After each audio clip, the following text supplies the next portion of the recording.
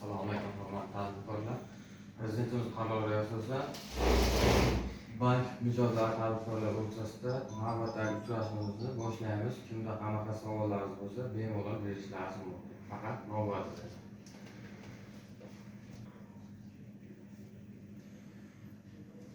Assalomu alaykum. Men Tog'ayeva Dilara. Qarshi tuman Istiqlol mahallasida istiqomat qilamiz.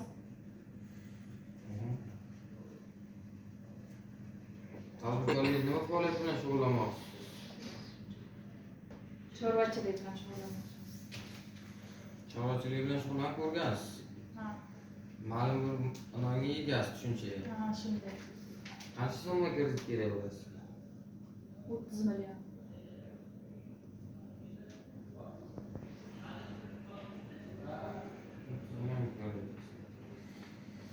Sizga tushuntirib 23% dan kredit beramiz. Mahalla loyihasi bo'yicha kafillik ta'lim qilib berasiz. Shunga asosan 3 bank tushkunni chiqarib beramiz. Navbatdagi. Assalomu alaykum hurmatli do'stlar. Men Toshqulov Faxriddin, Qarshi tuman Istiqlol mahallasi.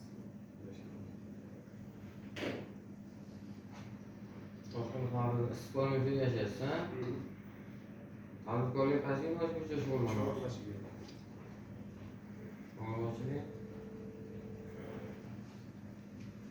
Xonadoningizda chorvalar boqish uchun shart-sharoitlar yetarlimi?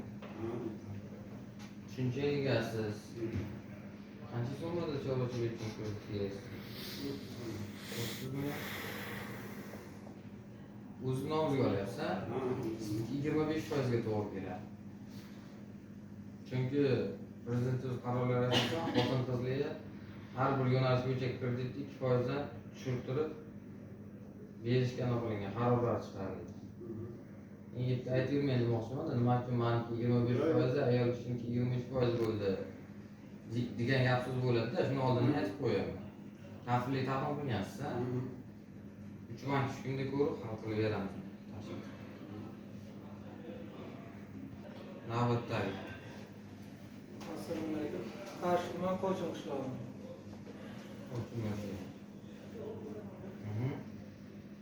Tadbirkorlik qaysi faoliyat bilan shug'ullanmoqchisiz? Chorva. Chorva mayda shoxlimi, yirik shoxlimi? Mayda.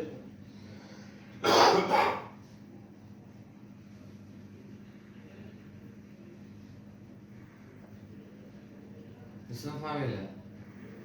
Oilamdan faoliyatimni to'xtay yozarim.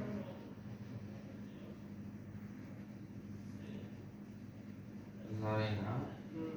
Qancha so'mga kredit kerak bo'ladi? 50 ming. Necha bor chorva olamoqchisiz? 25. 25 ta. Kafillik ta'lim qilgansiz, ha? Ha. 3 bank tushkunni ko'rib aytamiz.